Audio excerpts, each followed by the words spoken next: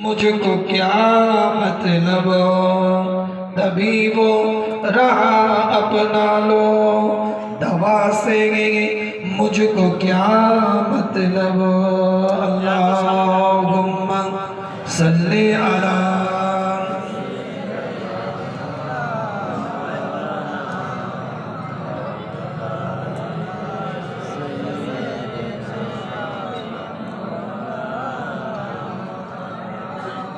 कजा सवार आ जागे नहीं कुछ खौफ है इससे कजा सवार आ जागे नहीं कुछ खौफ है इससे फिदाए रूह वाला हूँ कजा से मुझको क्या मतलब मरीजे शाह खूबा शफा से मुझको क्या मतलब तभी वो रहा अपना लो दवा से मुझको क्या मतलब अल्लाहुम्मा सल्ली अला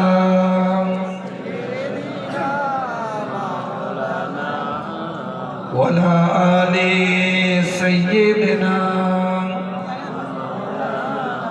तो जिक्र करे ला इलाहा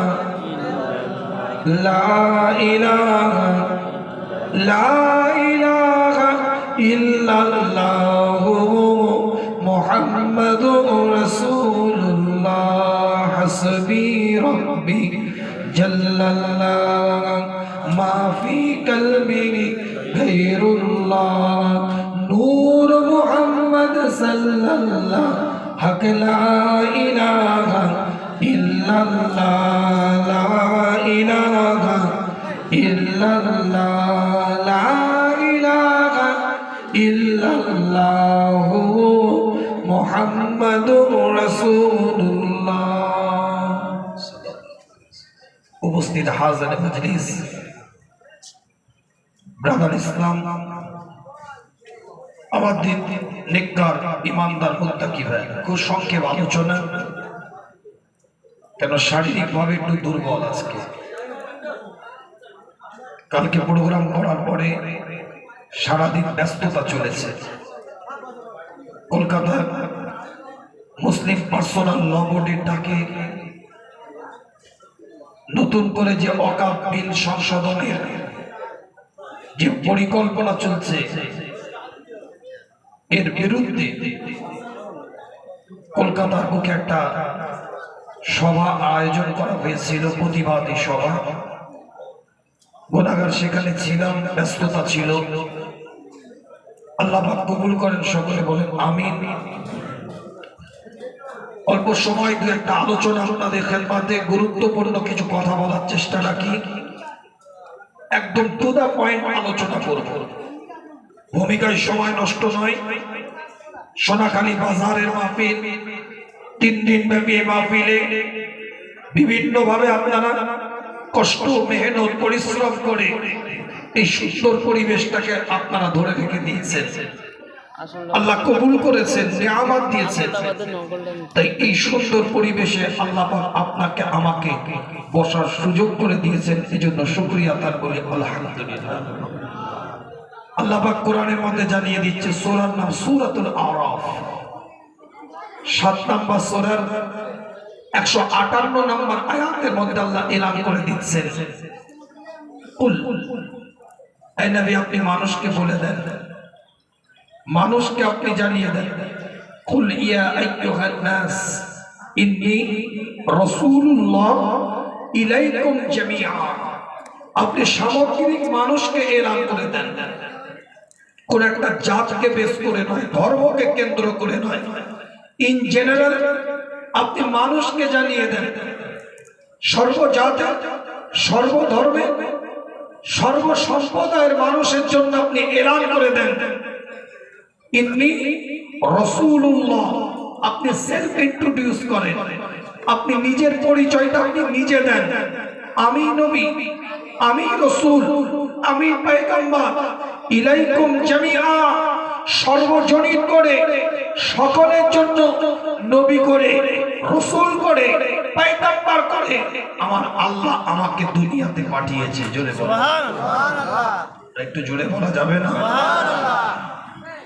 কিছু আলোচনা হবে তো নাকি? ইনশাআল্লাহ। আমাকে একটু সাথ দিতে হবে, কেন বুঝতেই পারছেন শারীরিক অবস্থা, গলার বয়স শুনে বুঝতে পারছেন স্বাভাবিক পর্যায়ে নেই। কে কে সাথ দিবেন একটু হাতটা তুলে দেখান তো দেখি।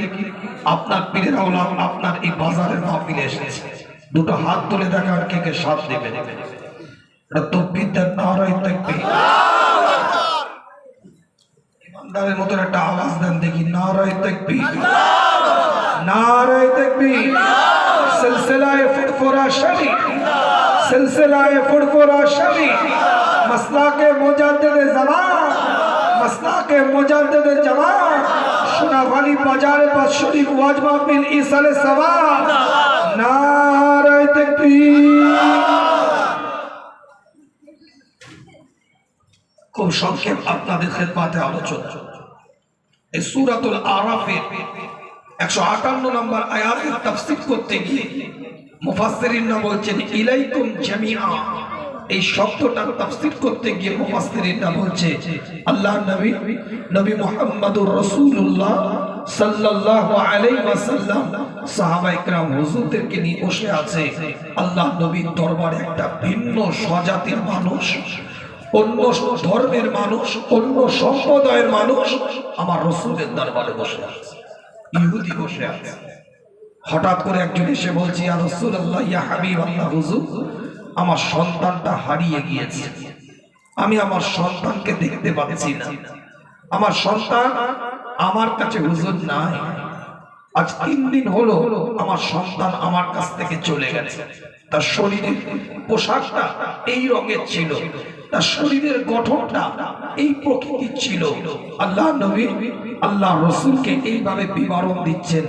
পাশে বসে আছে ইহুদিটা।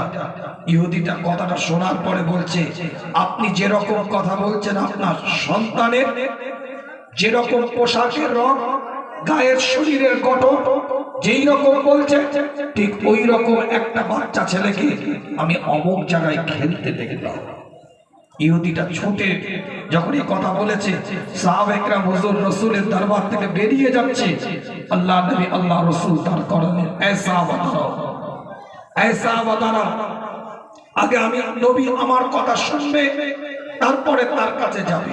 কিতাবের রিওয়ায়াতের মধ্যে পাওয়া যায় আল্লাহ নবী আল্লাহ রাসূল তার দিকে তাকিয়ে বলছে শোনো, তুমি যদি তোমার বাচ্চাকে ওখানে দেখতে পাও, তুমি যদি তোমার সন্তানকে ওখানে দেখতে পাও, তুমি তোমার বাচ্চাকে আদর করবে না, স্নেহ করবে না, চুমা দিবে না।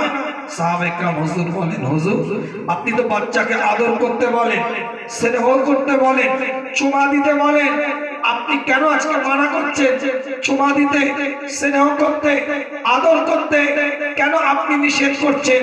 আল্লাহ নবী আল্লাহ রাসূল এলান করলেন শোনো, ওই জায়গায় হয়তো এমন অনেক বাচ্চা থাকতে পারে যার বাপ নাই, যে এতিম। এটা দেখার পরে তার মনটা কাঁদবে। 3 দিন পরে যদি তার বাপ তার বাচ্চাকে এত আদর করে, আমার বাপ যদি থাকতো আমাকে কতই আদর করতো, এই অন্তরটা কাঁপবে। আমার আল্লাহ শুধু তোমার নবী করে পাঠায়নি, ওই এতিমটার অন্তরটা দেখার জন্য আমাকে আল্লাহ নবী করে পাঠিয়েছে। এই ইলাইকুম জামিআ এই শব্দটা তাফসীরের মধ্যে এসেছে একাধিক ইবারতের দ্বারা ব্যাখ্যা। আমরা প্রত্যেকটা জাত, প্রত্যেকটা ধর্ম, প্রত্যেকটা সম্প্রদায়ের মানুষকে সম্মান দিই, এটা আমাদের নৈতিক দায়িত্ব, নৈতিক কর্তব্য, এটা আমাদের ঈমানি দায়িত্ব। এটা মনে রাখবেন। আল্লাহ নবী আল্লাহ রাসূলের দরবারে ওই ইহুদিটা বসে আছে, হুজুরের চেহারাটার দিকে তাকিয়ে বলে ইয়া রাসূলুল্লাহ, ইয়া হাবিবাল্লাহ, হুজুর ঈমানের কালমাটা পড়িয়ে দেন, হুজুর আপনি আমাকে মুসলমান করিয়ে দেন। জোরে বলেন সুবহান। অন্য একটা আয়াতের মধ্যে এসেছে সূরাতুস সাবা, কোরআন শরীফ 28 নম্বর সূরা 34 নম্বর আয়াতের মধ্যে আল্লাহ জানিয়ে দিচ্ছে ওয়ামা আরসালনাকা ইল্লা কাফাতুল লিন-নাস বাশীরাও ওয়া নাযীরা। আমি আমার নবীকে দুনিয়ার মধ্যে পাঠিয়েছি সতর্ক করার জন্য সুসংবাদ দেওয়ার জন্য প্রত্যেকটা জাতের মানুষ, প্রত্যেকটা সম্প্রদায়ের মানুষ, প্রত্যেকটা রিলিজিয়াসের মানুষ, প্রত্যেকটা মানুষকে আমার রাসূল সতর্ক করবে।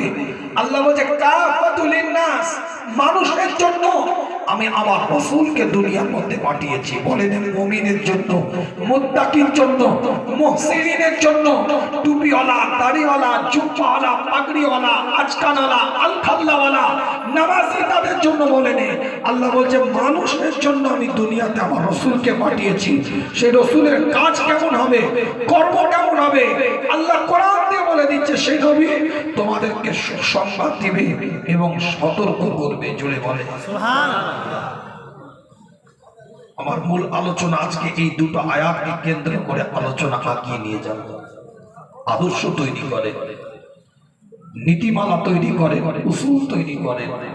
যদি আদর্শ তৈরি করতে পারি, এক একটা বান্দাকে আমার আল্লাহ কবুল করে নিয়ে ওলি বানিয়ে দিবে। জোরে বলে সুবহানাল্লাহ।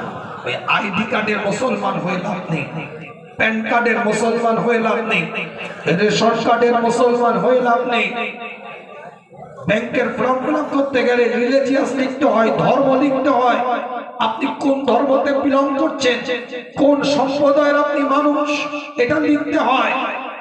পাসপোর্টের ফর্ম ফিল আপ করতে গেলে রিলিজিয়াস লিখতে হয়, ধর্ম লিখতে হয়, আপনি কোন রিলিজিয়াসে বিলং করছেন, কোন ধর্মের মানুষ, এটা লিখতে হয়। অনলাইন ফর্ম ফিল আপ করতে গেলে না, এর দ্বারাই মুসলমানের পরিচয় পাওয়া যায় না। কাজের মধ্যে দিয়ে, কর্মের মধ্যে দিয়ে, হাঁটা চলা, ওঠা বসা, আখলাক, ব্যবহার, চাল চলন, এর মধ্যে দিয়ে মুসলমানিত্বের পরিচয় ফুটিয়ে তুলতে হবে। যদি ইহুদি রাস্তা দিয়ে হেঁটে হেঁটে যাচ্ছে, একটা পাথর দেখতে পেয়েছে, পাথরটাকে তুলে নিয়ে বলছে এটা মুসলমানের যাওয়ার রাস্তা। আল্লাহ নবী আল্লাহ রাসূলের যুগে ওই ইহুদিটা পাথরটাকে হাতে করে তুলে নিয়ে বলে এটা মুসলমানের যাওয়ার রাস্তা নয়, এটা মুসলমানের যাওয়ার পথ নয়। পাশে যে মানুষটা দাঁড়িয়েছিল সে আওয়াজ দিয়ে বলতে থাকে তুমি এত কনফিডেন্সের সাথে বলছো কি করে এটা মুসলমানের যাওয়ার পথ নয়, এই রাস্তাটা দিয়ে মুসলমান যায় না, এটা তুমি বললে কি করে? এই রাস্তা দিয়ে মুসলমান যায় না এটা বলছো কি করে? ইহুদিটা চিৎকার আওয়াজ দিয়ে বলছে শোনো, মুসলমানের কাজ হচ্ছে রাস্তা থেকে কষ্টদায়ক বস্তুটা সরিয়ে দেওয়া, রাস্তা থেকে পাথরটা সরিয়ে দেওয়া। যে রাস্তায় মুসলমান যায় সেই রাস্তার মধ্যে পাথর করে থাকতে পারে না। জোরে বলবেন আমাদের আদর্শই ফুটিয়ে তুলতে হবে, আমাদের মানবতায় ফুটিয়ে তুলতে হবে। সর্বজাতের মানুষ দেখে যেন শিক্ষা নেয় আসলে মানবতা কাকে বলে, ভাতৃত্ব কাকে বলে, সম্প্রীতি কাকে বলে, মানুষের প্রতি দরদ কাকে বলে, দেখিয়ে দিতে হবে আপনাকে। আল্লাহ নবী আল্লাহ রাসূল মসজিদের নববীর মধ্যে বসে আছে। হুজুর আকরাম সাল্লাল্লাহু আলাইহি ওয়াসাল্লাম মসজিদে নববীর মধ্যে হুজুর বসে আছে। কোন মসজিদে নববী? যে মসজিদে নববীর মধ্যে এক রাকাত নামাজ আদায় করলে আমার আল্লাহ 50,000 রাকাতের সওয়াব দান করে। সেই মসজিদে নববীর মধ্যে আল্লাহ নবী আল্লাহ রাসূল বসে আছেন। চতুর্দিক থেকে সাহাবায়ে কেরাম হুজুররা ঘেরা। মসজিদে নববীর মধ্যে আমার রাসূল বসে থাকা রত অবস্থায় সাহাবায়ে কেরাম হুজুরদের দিকে লক্ষ্য করে এলান করলেন, আমার সাহাবারা শোনো, এই মসজিদে নববীর মধ্যে আমি নবী আমার সাথে যদি কেউ 1 মাস ইতিকাফ করে, মসজিদে নববীর মধ্যে আমি নবী আমার সাথে যদি কেউ 1 মাস ইতিকাফ করে, আমার আল্লাহ তাকে যে সওয়াবটা দিবে, আমার আল্লাহ তাকে যে মর্যাদাটা দান করবে তার থেকেও বেশি অধিক সওয়াব দিবে। যদি অসহায়ের পাশে দাঁড়াবার জন্য, গরিবের পাশে দাঁড়াবার জন্য, একজন অসুস্থ মানুষের পাশে দাঁড়াবার জন্য, একটা বিপদগ্রস্ত মানুষকে সহযোগিতা করার জন্য যদি কেউ একটা কদমকে আগিয়ে দেয়, মসজিদে নববীর মধ্যে 1 মাস ইতিকাফের থেকেও আমার আল্লাহ বেশি সওয়াব দান করে দিবে।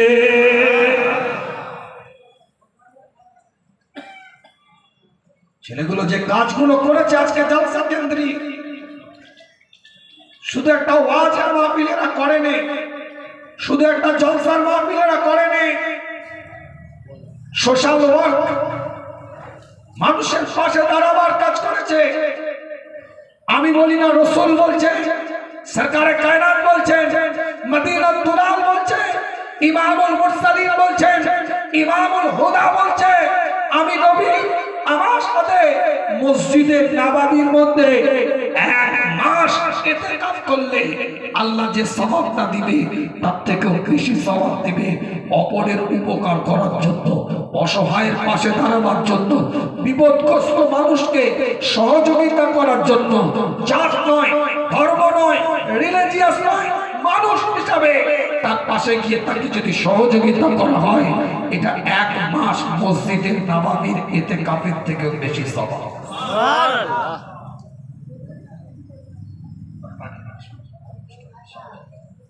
চার আর গলার দোষ হয়ে গেছে, আর কি করবে? আপনাদের অসুবিধা হচ্ছে?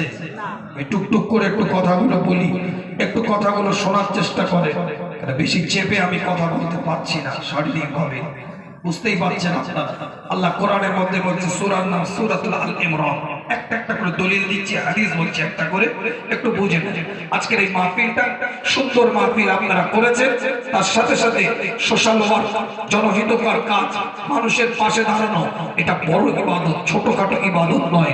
আল্লাহ নবী, আল্লাহ রাসূল বলছে, পৃথিবীর মধ্যে যত নফল ইবাদত আছে, যত নফল ইবাদত আছে, তাহাজ্জুদ বলেন, ইশরাক বলেন, সালাতুল আওয়াবি বলেন, রাত জেগে জেগে সিজদায় পড়ে থাকা বলেন, যত নফল ইবাদত আছে সব থেকে আল্লাহর দরবারে কবুলিয়াতের নফল ইবাদত হচ্ছে কোন গরিবকে সহযোগিতা করা, কোন অসহায়ের পাশে দাঁড়ানো, কোন বিপদগ্রস্ত মানুষকে সহযোগিতা করা, কোন ব্যক্তিকে গিয়ে হেল্প করা, এটা মুমিনের সব থেকে বড় নফল ইবাদত।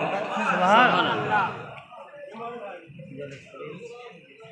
আজকে ভারতবর্ষ, এই ভারতবর্ষের বৈচিত্র্য, সর্বজাতির সর্বধর্মের সমন্বয়ের ঐক্যের মানদণ্ডে মানবতা কাকে বলে দেখুন, ভাতৃত্ব কাকে বলে দেখুন, সাম্প্রদায়িক সম্প্রীতি কাকে বলে দেখুন। আল্লাহ কোরআনের মধ্যে জানিয়ে দিচ্ছে, পরিষ্কার কোরআন তার ভাষার মধ্যে দিয়ে এলান করছে। সূরার নাম সূরাতুল আল ইমরান, 3 নম্বর সূরা, 133 নম্বর আয়াতের মধ্যে আল্লাহ জানিয়ে দিচ্ছেন, ওয়াসারিউ ইলা মাগফিরাতিন মির রাব্বিকুম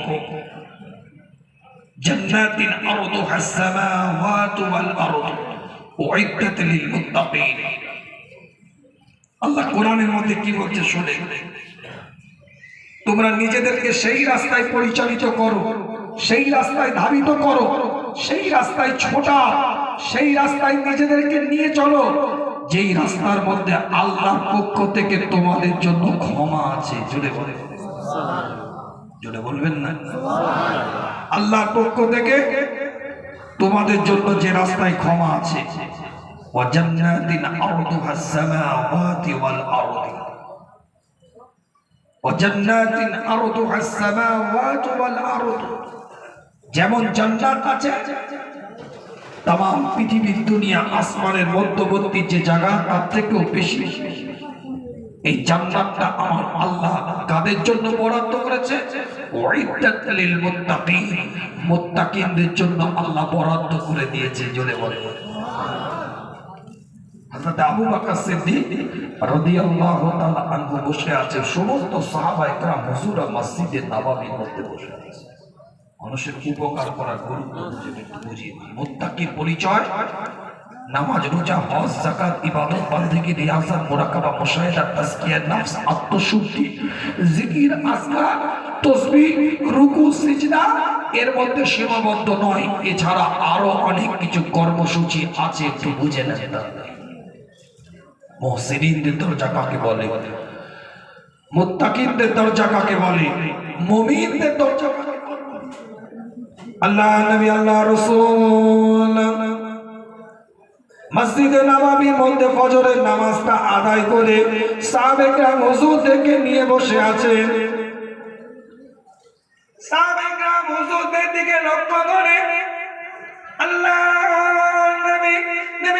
মুহাম্মাদুর রাসূলুল্লাহ সাল্লাল্লাহু আলাইহি ওয়াসাল্লাম জিজ্ঞাসা করে, তোমাদের মধ্যে কেউ কি এই মাজলিসে এমন আছো কিনা যে ব্যক্তিটা ফজরের নামাজের পূর্বে এই জায়গায় আসার আগে নিয়ত করে এসেছো রোজা আজকে রাখবো, সিয়াম আজকে পালন করবো? তোমাদের মধ্যে এমন কেউ কি আছো যে রোজাদার অবস্থায় বসে আছো এখানে? হাদিস বলছি, কোন চটি কিতাবের গল্প নয়। হযরত আবু বকর সিদ্দিক রাদিয়াল্লাহু তাআলা আনহু হুজুরের দিকে লক্ষ্য করে বলে, হুজুর আমি রোজাদার অবস্থায় বসে আছি আপনার দরবারে, কিন্তু হুজুর আমি বলতে চাই না, আমি প্রকাশ করতে চাই না, কিন্তু আপনি যেহেতু জিজ্ঞাসা করছেন আমার তো বলাটা আমার জন্য ওয়াজিব হয়ে গিয়েছে। হুজুর আমি আবু বকর রোজা রেখে ফজরের নামাজের জন্য কাতারে কাতারে মসজিদের নববীতে এসে দাঁড়িয়ে গিয়েছিলাম। ওটা মসজিদের নববীটা বড়, সাহাবায়ে কেরাম হুজুরদের কাতার লেগে আছে। আল্লাহ নবী মুহাম্মদুর রাসূলুল্লাহ সাল্লাল্লাহু আলাইহি ওয়াসাল্লাম দ্বিতীয়বার প্রশ্ন করলেন, এই মাজলিসের মধ্যে এমন কেউ কি আছো তোমাদের মধ্যে যে ব্যক্তিটা কোন অসহায় মানুষ, বিমারগ্রস্ত মানুষ, অসুস্থ মানুষ, তার খবরটা নিয়ে এসেছো, এমন কোন ব্যক্তি আসছো এখানে? হযরত ওমর ফারুক রাদিয়াল্লাহু তাআলা বলে, হুজুর এই তো সকাল হচ্ছে, এই তো সকাল হচ্ছে, এরই মধ্যে কে কার খবর নিতে যাবে হুজুর? আল্লাহ নবী আল্লাহ রাসূলের দরবারে আবু বকর সিদ্দিক রাদিয়াল্লাহু তাআলা আনহু বলছে, হুজুর হযরত আব্দুর রহমান ইবনে আউফ আজ 3 দিন ফজরের নামাজে আসে নাই। আমি চিন্তা করলাম অসুস্থ কিনা, তাহাজ্জুদের নামাজটা পড়ে টুকটুক করে তার বাড়িতে গেলাম, দেখলাম সে তাহাজ্জুদের নামাজ আদায় করে ফজরের নামাজটা বাড়িতে পড়বে বলে প্রস্তুতি নিচ্ছে। বিমানের মধ্যে সে পড়ে আছে হুজুর, অসুস্থ হয়ে পড়ে আছে হুজুর। আমি আবু বকর ইয়াদাতুল মারিজ তার খবরটা নিয়ে আপনার দরবারে ফজরের নামাজটা পড়ার জন্য মসজিদের নববীতে এসেছি। চলে বলবেন সুবহানাল্লাহ। আল্লাহ নবী আল্লাহ রাসূল বলছেন, একটা অসুস্থ মানুষকে দেখার ফজিলত দেখেন শরীয়ত কি বলছে। জাত নয়, ধর্ম নয়, রিলিজিয়াস নয়, সম্প্রদায় নয়, হিন্দু হতে পারে, খ্রিস্টান হতে পারে, শিখ হতে পারে, জৈন হতে পারে, এনি রিলিজিয়াস পারসন, যে কোনো ধর্মের মানুষ হতে পারে। কিন্তু মনে রাখবেন, ছোট্ট করে বলে যাচ্ছে আপনাদের খেদমতে, আপনাদের পীরের আওলাদ, কোন ব্যক্তি যদি কোনো অসুস্থ মানুষকে দেখে রাস্তা দিয়ে বেরিয়ে আসে, সে যে জাতের হোক, যে সম্প্রদায়ের হোক, যে রিলিজিয়াসের হোক, যে ধর্মকে সে মান্যতা দেন না কেন, সে মানুষ। এই মানুষটাকে থেকে, অসুস্থ ব্যক্তিটাকে থেকে বেরিয়ে আসছে, বেরিয়ে আসার পথে আল্লাহ নবী আল্লাহ রাসূল বলছেন, ওই ব্যক্তিটা, যে ব্যক্তিটা দেখে অসুস্থ মানুষটাকে বেরিয়ে আসছে, সেই মানুষটা আল্লাহর কাছে যে দোয়া চাইবে, আমার আল্লাহ সেই দোয়াটাকে কবুল করবে।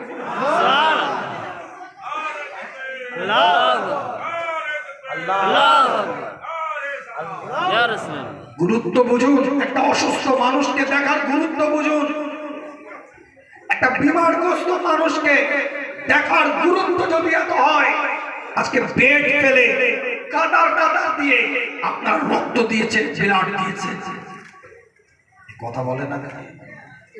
একটা অসুস্থ মানুষকে দেখার যদি গুরুত্ব এত হয়, খুব ভালো করে বুঝবেন যে ওই মানুষটাকে দেখে বাইরে বেরিয়ে এসেছে, যে দোয়া করেছে আল্লাহ সেই দোয়া কবুল করবে। একটা অসুস্থ মানুষকে দেখার যদি এত গুরুত্ব হয়, আজকে পেট ফেলে নিজেদের শরীরের রক্তগুলোকে দিয়েছেন আপনারা, যেন অসুস্থ মানুষ সুস্থ হয়, বিমারগ্রস্ত মানুষ স্বাভাবিক জীবনে ফিরে আসে। জাত থেকে নয়, ধর্ম থেকে নয়, রিলিজিয়াস থেকে নয়, মানুষ যেন একটা সুস্থ হয়ে মাথা তুলে তার পরিবারের জন্য সে যেন জীবনটা কাটাতে পারে, এজন্য আপনি রক্ত দিয়েছেন, ব্লাড দিয়েছেন, এটা কম ইবাদত নয়। প্রথমত বুঝুন আজকে আলোচনা কি করতে চাইছি আপনাদের সাথে। আল্লাহ নবী আল্লাহ রাসূল বসে আছে মসজিদে নববীর মধ্যে। হুজুরে আকরাম সাল্লাল্লাহু আলাইহি ওয়াসাল্লাম তৃতীয়বার প্রশ্ন করলেন একই মাজলিসের মধ্যে। ফজরের নামাজ আদায় করার পরে হুজুর তৃতীয়বার প্রশ্ন করলেন, তোমাদের মধ্যে কি এমন কোন ব্যক্তি আছে যে ব্যক্তিটা কোন এতিমের গালের মধ্যে খাবার তুলে দিয়ে ফজরের নামাজে এসেছে? গুরুত্ব দেয়। হাদিসটা যখন পড়েছি আল্লাহকে হাজের নাজের জেনে বলছে আমার শরীরে পশমগুলো খারাপ হয়ে গেছে। নামাজ পড়ার পূর্বে বলছে কথাটা। ফজর কটায় হয়? 4টে, 4:30, 5টায়। শীতকালীন একরকম, গরমকালীন একরকম।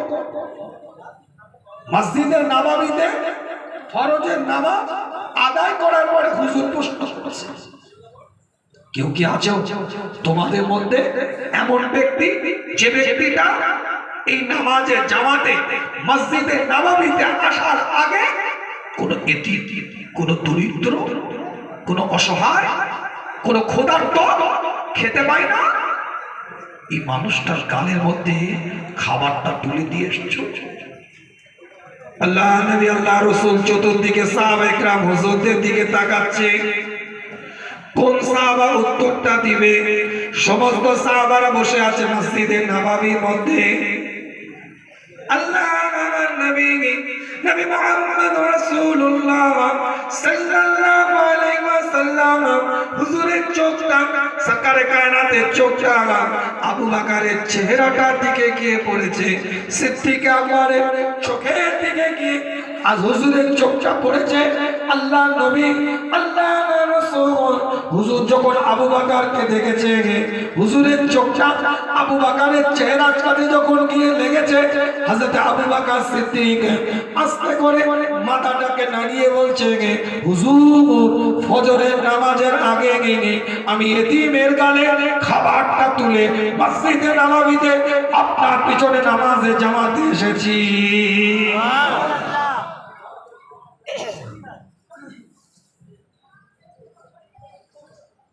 ইসলামের শিক্ষা মানবতার শিক্ষা, ইসলামের শিক্ষা সম্প্রীতির শিক্ষা, ইসলামের শিক্ষা মনুষ্যত্ববোধের শিক্ষা, ইসলামের শিক্ষা মানুষকে ভালোবাসার শিক্ষা। হযরত আবু বকর সিদ্দিক রাদিয়াল্লাহু তাআলা আনহু বলছে, হুজুর আমি যখন তাহাজ্জুদের নামাজটা পড়ছি হঠাৎ করে দেখছি আমার বাচ্চার ঘুমটা ভেঙে গেছে। ছোট্ট বাচ্চা ঘুমটা ভেঙে গেছে। তার মা তার জন্য রুটি বানিয়েছে, রুটি। আমি তাহাজ্জুদের নামাজ পড়ে দরজাটা খুলে টুকটুক করে মসজিদে নববীর দিকে আসবো, এমন অবস্থায় দরজা খুলতেই দেখছি একটা ছোট্ট বাচ্চা আমার দরজার সামনে দাঁড়িয়ে আছে। জোরে বলে সুবহানাল্লাহ। বলছি কোনো চটি কেতাবে গল্প হচ্ছে। ইয়া রাসূলুল্লাহ, ইয়া হাবিবাল্লাহ, হুজুর ওই বাচ্চাটার দিকে তাকিয়ে আমি বললাম, এ কি ব্যাপার, এত রাতে তুমি এখানে কেন, কি হয়েছে? আমি আবু বকর আমার চেহারাটার দিকে তাকিয়ে ছোট্ট বাচ্চাটা বলছে, আমি সারা রাত ক্ষুধার্ত অবস্থায় পড়ে আছি, সারা রাত ক্ষুধার্ত অবস্থায় পড়ে আছি, আমার দরজার সামনে কেন? ছোট্ট বাচ্চা এতিমটা বলছে, আমার বিশ্বাস এই মদিনার সর্বপ্রথম দরজা যদি খুলে আবু বকরের দরজাটাই খুলবে। জোরে বলবেন, জোরে বলবেন না? তোমার এই দরজায় এই জন্যই দাঁড়িয়ে আছি, তুমি দরজাটা খুলবে, আমাকে কিছু খেতে দিবে। আবু বকর সিদ্দিক রাদিয়াল্লাহু তাআলা আনহু বলছে, হুজুর আমি ওই বাচ্চার প্লেট থেকে, আমার সন্তানের প্লেট থেকে একটা রুটি নিয়ে ওই এতিমটার গালে তুলে দিয়ে তারপরে মসজিদে নববীতে আমি জামাতের সাথে নামাজ পড়তে এসেছি। এটা ইসলাম। এটা দিন, এটা শরিয়াত, একে বলে মুত্তাকি। টুপি মাথায় দিয়ে দিলেন ঢালাই রাস্তার উপরে, এতটা বের করে রেখেছেন কি আপনার দাদাগিরি, আমার জায়গা আমি বুঝে নেবো, আমার সামনে দিয়ে আমি যা খুশি করবো। কথা ঠিক বলছি না? মানবতার চিহ্ন তৈরি করেন, ভ্রাতৃত্বের চিহ্ন তৈরি করেন, সম্প্রীতির চিহ্ন তৈরি করেন। যুদ্ধের ময়দান থেকে ফিরে এসেছে, কুফফারদের সাথে লড়াই, মুশরিকদের সাথে লড়াই, বেদিনদের সাথে লড়াই, শরীয়তের দুশমনদের সাথে লড়াই। যুদ্ধের ময়দান থেকে ফিরে এসেছে, আল্লাহ নবী আল্লাহ রাসূলের সাহাবারা বলছে কায়েদ করে যারা পরাজিত হয়েছে, পরাজয় বরণ করেছে, তাদেরকে কায়েদ করে নিয়ে আসা হয়েছে। আল্লাহ নবী আল্লাহ রাসূলের ওই সাহাবা বলছে আমি তখন কুফফারদের হয়ে লড়াই করছি, মুসলমানের বিরুদ্ধে, বেদিনদের হয়ে লড়াই করছি, শরীয়তের বিরুদ্ধে, ইসলামের বিরুদ্ধে আমি তখন লড়াই করছি। ওই লড়াইয়ের ময়দানে আমাকে বন্দী করে নিয়ে আসা হয়েছিল। আমি তখন কাফেরদের পক্ষে, বেদিনদের পক্ষে, মুশরিকদের পক্ষে, শরীয়তের দুশমনদের পক্ষে, ইসলামের নীতি আদর্শ দুশমনদের পক্ষে আমি লড়াই করছি। যখন আমাদেরকে বন্দী করে নিয়ে আসা হলো, সাহাবাদের দিকে তাকিয়ে বলছেন আমার নবী সরকারে কায়নাত মদিনাতুল্লাহ ইমামুল মুরসালিন ইমামুল হুদা ইমামুল কিবলাতাইন এলান করে দিলেন তোমরা রুটি বানাও, রুটি তৈরি করো। পর্যাপ্ত পরিমাণ আটার রুটি হুজুর দেখার পরে বললেন যে পরিমাণের মানুষ এখানে আমরা আছি সেই পরিমাণের রুটি সবাইকে বন্টন করলে সবাই পাবে না, কেউ পাবে কেউ পাবে না। যে পরিমাণের আটা খামির তৈরি হয়েছে, যদি পরবর্তীতে রুটিটা তৈরি করে বন্টন করা হয় কেউ পাবে কেউ পাবে না, এইরকম পরিবেশ তৈরি হতে পারে। আল্লাহ নবী আল্লাহ রাসূল সাহাবাদের দিকে তাকিয়ে বললেন যা রুটি তোমরা তৈরি করছো ওই বন্দীদেরকে খাওয়াও, ওই বন্দীদেরকে দিয়ে দাও, বন্দীদেরকে খাওয়াতে থাকো। যুদ্ধের ময়দানে তারা তোমাদের বিরোধী পক্ষ ছিল, যুদ্ধের ময়দানে তারা তোমাদের শত্রু পক্ষ ছিল, ফয়সালা হয়ে গেছে, মিটে গেছে, তোমরা জিতে গেছো। এখন যখন তাদেরকে বাড়িতে নিয়ে এসেছো আর তোমাদের প্রতিপক্ষ তারা নয়, তোমাদের মেহমান হয়ে গেছে, আর মেহমানদের সাথে ভালো আচরণ করাটা তোমাদের ঈমানি দায়িত্ব হয়ে গেছে। রুটি তৈরি করো, রুটি তৈরি করে তাদেরকে দাও, তোমরা খেজুর খেয়ে কাটাও। ওই রান্না সাহাবারা মেহমানদারি করেছে কাফের মুশরিক বেদিনদের, কিন্তু নিজেরা খেজুরকে কাটিয়েছে। এটা ইসলাম, এটা শরিয়াত, এটা দ্বীন, এটা কথা বোঝা যাচ্ছে না? বোঝা যায় না? যুদ্ধের ময়দানে যুদ্ধ হয়েছে, লড়াই হয়েছে, প্রতিপক্ষ। খেলার মাঠে খেলা হয় না, কথা বলে না কেন? কেউ ডিফেন্সে খেলে, কেউ ফরওয়ার্ডে খেলে, শালা বোনাই দেখবে নাকি খেলার মাঠে? লড়াই মাঠে লড়াই হয়েছে, কিন্তু যখন ফয়সালা হয়ে গেছে, তোমার বাড়ি বয়ে যখন তুমি তাদেরকে নিয়ে এসেছো আর তাদেরকে শত্রুর পক্ষ বলে মনে করলে হবে না। রাসূলের শিক্ষা বলছে ফয়সালা যখন হয়ে গেছে এখন দোস্ত হয়ে গেছে, এখন মেহমান হয়ে গেছে তোমার। তোমরা খেজুর খাও, তাদেরকে রুটি খাওয়াও। ইসলামের আদর্শ এত সহজ, দাদাগিরি দেওয়া আদর্শ ইসলাম শেখায়নি। মানবতার ইসলাম, ভ্রাতৃত্বের ইসলাম, সম্প্রীতির নবী, মানবতার নবী, ভ্রাতৃত্বের নবী। সেই নবীর আদর্শ যদি বুকের মধ্যে থাকে, এক একটা বান্দাকে আমার আল্লাহ কবুল করে নিবে। জোরে বলে আল্লাহ নিজে জানিয়ে দিচ্ছে ওয়াইদাত লিল মুত্তাকিন, আমি আল্লাহ এই জান্নাতটাকে